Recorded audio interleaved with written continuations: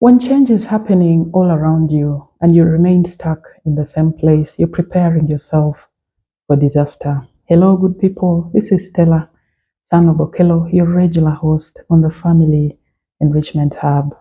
Thank you for loving this channel. Thank you for promoting it. Thank you for supporting it to the far that we have reached today. I'm going to be speaking about another storm which is happening in some marriages within our society, and that is the issue of a woman is the breadwinner.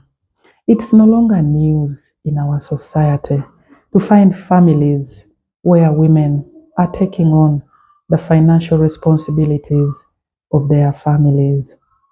And so, my honest view is that this is a change that started slowly, but it is picking up pace, and we need to embrace it and accept it and appreciate the fact that it is actually okay for a woman to take part in a major part of meeting the financial needs within her family. Historically speaking, the roles of men and women were well structured. Everybody knew that it was the duty of a man to take care of his family financially and in every other aspect, while it was also known knowledge that women's duty was to bear children and to nurture the family.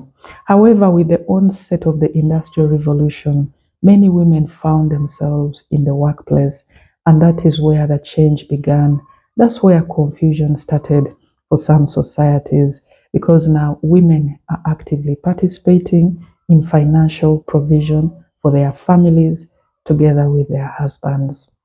I was able to listen in to Dr. Ivas Atwine sharing some insights on how we need to juggle this subject and how we need to manage it in a way that brings peace and unity within the family when a woman is in position to take charge of the financial needs of her family. And some of the scenarios that play out in that kind of situation is you may find for some women they can actually get arrogant and proud and big-headed and treat their spouses like doormats. They can become very disrespectful to their husbands, while for other women it's an opportunity, it's a privilege, it's an honor. They take it gracefully, they take it with a lot of humility and with a lot of love and do the caretaking financially for their family. While on the other hand, you'll find some men who are also stuck in the past. They cannot take it comfortably and easily to imagine that a woman is the one taking charge of the financial responsibilities of the family. So that kind of man whose mindset is not yet adjusted to the fact that women have gone to school, women have acquired skills, women have talents, women have abilities, and are able to use all this in order to earn and provide for their families. That kind of men will find themselves in a very frustrated position because they'll feel challenged, they'll feel emasculated by their wives, while there are also other men who take it on with a lot of joy. They support their wives who are the breadwinners for the family. I've actually seen so many men who have done this. They cheer their wives, they celebrate them, and they even help them to create more opportunities for their women to be able to grow and expand in their careers and their skills. So these are the different scenarios. And for the men who are not comfortable adjusting their mindsets to the fact that women are also now earning and actually meeting the needs of their families, those are the ones where you hear stories of they've abandoned their family, they've abandoned the official home, they've left the home for the woman to manage, and then they go and create other families on the sides. So these are the different scenarios that usually play out when a woman is the breadwinner. What is the advice Dr. Evas Kansime shares with us? She says, as a highly talented and skilled woman who is earning and providing for your family financially, know that you are not the first. Many women are doing this. Many women have done it in the past. And if you look at the Proverbs 31 woman, This woman was an entrepreneur, she was an investor, she was a homemaker. She was also excellent in her relationship with her husband. How do we know this? Because the Bible tells us her husband is highly respected in the city gates, in the place for decision making for the city. He is looked at with high regard because of the way that his wife honors and respects him. So when you are the breadwinner for your family, you can still be an excellent homemaker. Dr. Evans also tells us that some women are still stuck in the past with the notion that it's the role and duty of a man to provide for his family. So when a woman is earning, some of them are not comfortable bringing their money to the family because they believe a woman's money is a woman's money, while the man's money is for the entire family.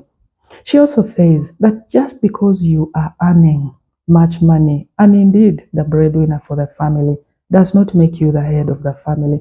And she gives a beautiful example of our president. She says it's very unlikely that the president is the highest paid citizen in this country. She says there are so many more people in this nation who are earning much more money than what the president makes in any single month. And yet, at the end of the day, as citizens, we all pay allegiance and respect to our president as the head of the nation. And another family quote says, every time you find a unit where there are two heads, that's a recipe for disaster. So, as a woman, just because you're the breadwinner for your family does not make you the head of the family. Your husband is still the head of the family. We are also advised that when you are the breadwinner as a woman, don't trample your man. Don't belittle him. Don't make him feel like he's not useful. Don't make him feel like his contribution is totally insignificant to the family. Encourage him. I've had women making very derogatory statements on their spouses just because they are the breadwinners for the family. A woman goes talking in all her feminine circles how without her, her family would be finished, how the man is just useless, how the man is just an idiot. I've listened to so many uncomely words that women have spoken against their husbands, and it is totally unfortunate. It's also worth noting that many women are doing really a great job in their families, providing for their families, supporting their husbands in taking care of the financial needs of the family, and they are doing it with a lot of love and respect for their spouse. So, not every woman actually gets high headed and high minded just because she's earning higher and is taking charge of the financial responsibilities of the family. Support your husband emotionally. Help him to know, help him to appreciate that there is bigger value in him beyond just the aspect of the money. And to the insights to the men, Dr. Evers Atwine says, for many men, they are source of power, they are source of significance and relevance within the family, like we know from the traditional and cultural script, comes from their ability to provide for their family. That's why every man who is providing for his family feels a sense of significance. They feel they are in control when they are actually doing the provision for their family. And so they attach their power and relevance to the aspect of provision through the money they bring to the family, which unfortunately we are told you do not have control over. You don't have control over your ability to have money today and probably tomorrow. So when that is taken away from you, many men find themselves totally lost. They find themselves feeling a sense of insignificance. They feel like something has been taken away from them. And so Dr. Atwine advises that every man needs to reflect on himself and build his portfolio of non monetary virtues which he can actually bring to his family. For instance, a sense of spiritual direction and guidance for your family, the honesty and integrity that you bring to your family, the faithfulness that you accord to your spouse, the presence that you give to your family. Those are all high attributes which cannot be monetized. So just because you do not have a job or a source of income or you're not meeting the family's needs does not mean that you don't have other value. You actually have value. Dig deep within you and find it and give it to your family. And Dr. Simwe also says that some men, because they have not adjusted their mindsets to the fact that women have actually stormed the workplace and are earning really high. Some men are not comfortable with this, and so they get defiant to their spouses, they get abusive, they get very insultive at family level. And so she advises that men need to work on their mindsets, adjust the attitudes, and appreciate that the world is moving forward and not backwards. The world is progressing. And so when you remain stuck with that same mindset, you are preparing yourself for disaster and you are going to cause destruction and untold pain to your family. Men are also advised to be self confident in themselves, to be the number one fans of their wives, and to know that it is okay and it's a beautiful thing for a woman to actually earn and provide for her family. So, men are advised to be flexible and adjust to the current times, to also reposition and reinvent themselves and find alternative skills and capabilities that they can tap into and remain relevant to their families and to their spouses. She also cautions and just poses a question for reflection that what else do you do for your family when you put aside the money? What other value do you offer your family? That is something for every man who is in a position where his wife is taking charge should reflect on. Allow me share some general insights as well with us. We are told that marriage is about relationship. It's about teamwork. It's about the two of you. And so the relationship that you establish between yourselves will determine the level of peace that you'll have within your home. We are also told that money issues many times are a symptom of much bigger problems.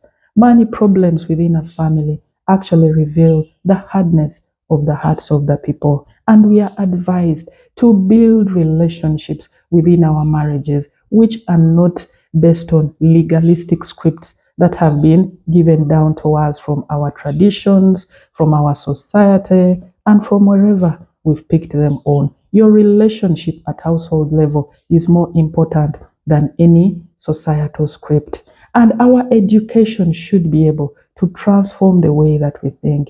For somebody who has gone to school and has gotten a little bit of exposure, they should be able to appreciate and understand that money issues, mental attitudes need to be aligned together. Look at money as a tool. Look at money as a servant within your household and not as a master to control the family. You need to unite different aspects of your family. Dr. Eva Satwine says, when you're in a marriage, when a couple is living together and their monies are not married, but they are living singly, that is a recipe for disaster. You need to reach a point as a couple where you agree on how you manage your finances as a family. In that way, you will be able to keep and maintain the peace within your family. She also tells us that money is innocent.